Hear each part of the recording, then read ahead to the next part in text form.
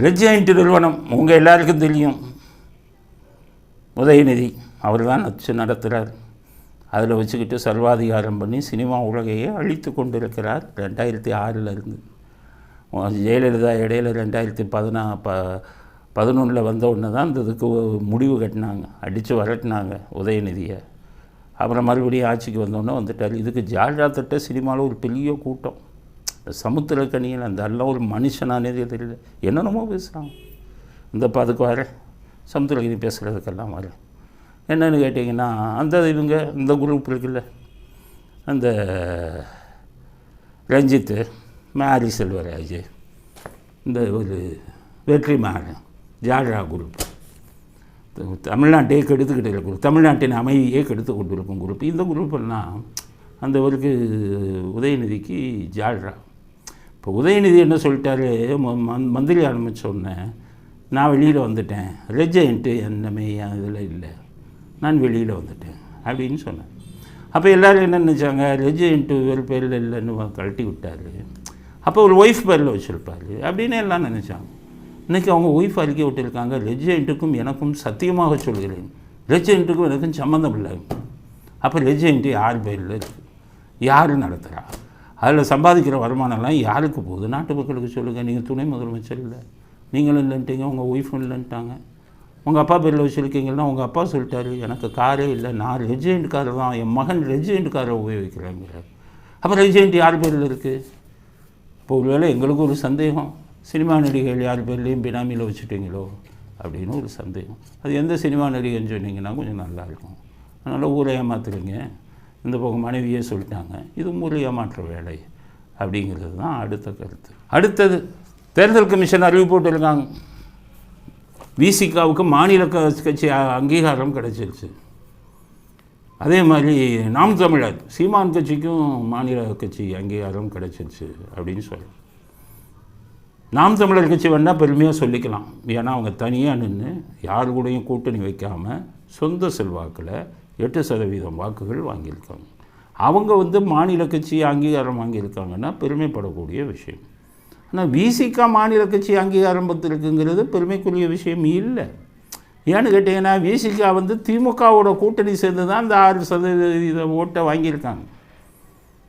5% 6% வாங்கினது திமுகவோட சேர்ந்து. இதே விசிகா சீமான மாதிரி தனியாக நின்று 1% ஓட்டை வாங்க சொல்லுங்கள், அப்போ ஒத்துக்கிறோம் நீங்கள் ஒரு மாநில கட்சி. இன்னொருத்தர் முதுகிலே சவாரி செய்து கொண்டு 1% ஓட்டு கூட இல்லாத நீங்கள் மாநில கட்சி அந்தஸ்து வாங்கினது உங்களுக்கு பெருமை சேர்க்கும் விஷயம் இல்லை அப்படிங்கிறத திருமாவளவனுக்கு நாங்கள் செய்தியாக சொல்ல விரும்புகிறோம். அதுக்கு அடுத்தது வைகோ, கோமாளி வைகோ. இவர் இன்னொருத்தர கோமாளிங்கிறார். யார? இவரை சீமான. அவருக்கு சீமா மேலே எப்போவுமே கோபம். ஏன்னு கேட்டிங்கன்னா, இவர் இந்த இலங்கை தமிழர்கள்ட்டேருந்து கொள்ளையடிக்கலான்னு ஐடியா பண்ணார். இலங்கை தமிழர்கள் சுதாரித்தாங்க, இவர் பயங்கரமான ஆள், ரெட்ட வேஷம் போடுறவர் அப்படின்ட்டு பண உதவியெல்லாம் சீமானுக்கு செய்ய ஆரம்பித்தாங்க. அதில் இருந்து வயிற்றெரிச்சல் சீமான் மேலே. எப்படா சான்ஸ் கிடைக்குன்னு பார்த்தாரு. இப்போ ராமசாமியை பற்றி சீமான் சொன்னதை சாக்கா பிடிச்சிக்கிட்டு அவங்க சீமான் ஒரு கோமாளிங்கிறது. சீமான் கோமாளியா, நீங்கள் கோமாளியா? திமுகவுக்கு எதிரான இதில் சித்தாந்தத்தில் கட்சியை ஆரம்பிச்சுட்டு திமுக காலில் போய் விழுந்து கிடக்கும் நீங்கள் கோமாளியா, சீமான் கோமாளியா? நான் சீமான் ஆதரித்து பேசுகிறேன்லாம் நினைக்காதீங்க. அவர் நல்லது பேசுனா ஆதரிப்போம். இப்போ இந்த விஷயங்களில் அவர் ஆதரிக்கலாம். நாளையே அவர் மாற்றி பேசினாருன்னா அப்போ எதிர்க்கவும் நாங்கள் தயங்க மாட்டோம். ஸோ இப்போ வைகோ பேசுகிறதுக்கு அவருக்கு தகுதி இல்லை அப்படிங்கிறது. வைகோ என்ன அந்த வேலை பண்ண முடியும்? சரி, ஸ்டாலினை பற்றி நீங்கள் பேசாத வார்த்தையா? இப்போ போய் ஸ்டாலின் காலில் விழுந்துக்கிட்டு இருக்கிற நீங்கள் கோமாளியா? நீங்கள் கோமாளியானது இல்லாமல் உங்கள் மகனையும் கோமாளியாக்கி விட்டீங்க. திருச்சியில் நிற்க வச்சு அவருக்கு ஒரு எம்பி வாங்கிட்டு. அதனால் கோமாளி என்று சீமானை சொல்வதற்கு வைகோவுக்கு அடிப்படை உரிமை இல்லை.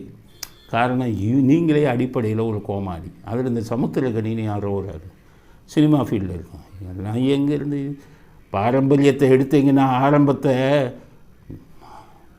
சொல்லவே முடியாது. அப்படியெல்லாம் இருந்தோம். அவர் என்ன சொல்கிறார்? சீமான் பேசுவதை பார்த்தாரு அவர் ஆர்எஸ்எஸ்காரர். எல்லாத்துக்கும் இந்த ஆர்எஸ்எஸ்ஸை பிடிச்சிக்கிறாங்கப்பா எல்லாருமே. சினிமாக்காரெலாம் ஒன்றும் படிக்காத ஆளுங்க. ஏதாச்சும் தெரியுமா? ஏன்னா ஒருத்தர் ஒரு ராமசாமி எதிர்த்தா ஆர்எஸ்எஸ்ன்னு எப்படி எப்படி எதை வச்சு பேசுகிறீங்க? உங்களுக்கு தான். இப்போ நாங்கள் ராமசாமியை எதுக்குறோம், ஈவே ராமசாமி. ஏன் எதுக்குறோம்னா, நான் அடிப்படையில் ஒரு கடவுளை கும்பிடுவேன். கடவுளுக்கு செருப்பு மாலை போட்ட ஒரு ஆளை வந்து நாங்கள் எதிர்க்காமல் என்ன பண்ணுவோம்? அப்போ நாங்கள் ஆர்எஸ்எஸ்காரன்னு எடுத்துக்குவீங்களா? இந்த முட்டாள்களுக்கு தான் கேட்குறேன். ஆர்எஸ்எஸ்காரனா சாமி கும்பிடுறது, சாமியை வந்து கொச்சைப்படுத்தியவனை வந்து நாங்கள் எதிர்க்க தான் செய்வோம். ரெண்டாவது, நாங்கள் நேதாஜியின் ஃபாலோயர்ஸ். நேதாஜி மக்கள் கட்சின்னு ஒரு இயக்கத்தை வச்சுருக்கோம். நேதாஜி ஐஏஎஸ் படித்த பதவியை தூக்கி எறிஞ்சிட்டு நாட்டின் ஒரு சுதந்திரத்துக்காக பாடுபட்டு வந்தார். இன்றைக்கு வரை அவர் எப்படி கொல்லப்பட்டாருங்கிறது வெளி உலகத்துக்கு தெரியாமல் மறைச்சிக்கிட்டு இருக்காங்க. நாட்டுக்காக உயிரை கொடுத்தவர், நாட்டின் சுதந்திரத்துக்காக உயிரை கொடுத்தவர். அப்படிப்பட்ட இந்த நாட்டின் சுதந்திரத்தில் கருப்பு கொடி ஏற்றிய ஒரு மனிதருக்கு தகுதி இல்லாத ஒரு ஆளுக்கு, அந்த ஆள் மனிதருக்கே தகுதி இல்லை. நேஷ்னல் ஃபீலிங், தேசப்பற்றுங்கிறது இல்லை. அப்படி இருக்கும்போது எப்படி நீங்கள் வந்துக்கிட்டு அவரை எதிர்த்து பேசுனா வக்காலத்து வாங்க வரீங்க? வெக்கம் இல்லை உங்களுக்கு? கேட்டால் இதுக்கிட்ட அந்த ஆர்எஸ்எஸ், என்ன ஆர்எஸ்எஸ் யார்? அவன் வேதாந்தம் வேறு. நாங்கள் திட்டக்கூடாதா?